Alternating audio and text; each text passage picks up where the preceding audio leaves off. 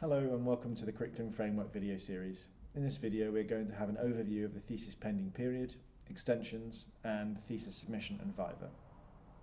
A thesis pending period is an enrolment period towards the end of your programme, typically your final year of study, and is intended to be solely for the writing of your thesis prior to submission.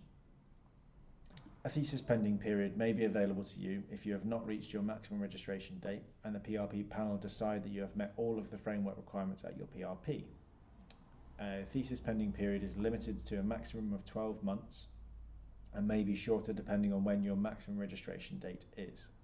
It is typically your 4th year of enrolment if you are a full-time candidate or your 7th year if you are a part-time candidate, leading up to your maximum registration date at the end of that period. If you move to a thesis pending period with more than 12 months left of your maximum registration date, you will be required to return to your previous mode of study if you do not submit your thesis by the end of that period. If you have any data collection or analysis to complete at the end of your 3rd phase, then you will not be entitled to re-enroll onto a thesis pending. This period should be used for writing your thesis only. If you are approaching your maximum registration date and you don't think you will be ready to submit your thesis by your deadline but wish to continue working, you are able to apply for an extension to registration. This can be for up to 12 months. Please note that you will be required to submit appropriate evidence to support your application, and there are fee implications associated with this, so please ensure that you speak to the PGR Lifecycle team for a discussion of your needs prior to applying. Further information and the relevant form is available on the Doctoral College student portal pages. Thesis submission and examination.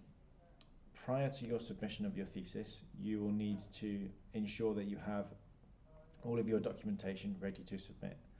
This includes approved examination arrangements which should be taken care of by your DOS and supervisory team, ethical approval certificates, evidence of your submission to Turnitin and your fully signed and completed candidate's declaration, including Turnitin similarity score and a confirmed Viva date.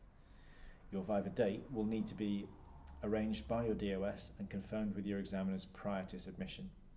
It must be a minimum of 7 weeks after your submission date to allow for the PGR Lifecycle team to send your thesis to your approved examiners and give your examiners a minimum of 6 weeks to review your thesis in line with the academic regulations. More information related to thesis submission can be found within the Preparing for Thesis Submission video series on the Recap Resource Hub, in the detailed submission guidance email you will receive from the PGR Lifecycle team as you're approaching your submission, and in the Preparing for Your Viva workshop hosted by the Recap team. If you have any questions related to thesis submission, you can attend the next Q&A session for thesis submission that is hosted by the Recap team, or get in touch with the PGR Lifecycle team by emailing pgrlifecycle@coventry.ac.uk. Thank you for watching this video as part of the Curriculum Framework video series.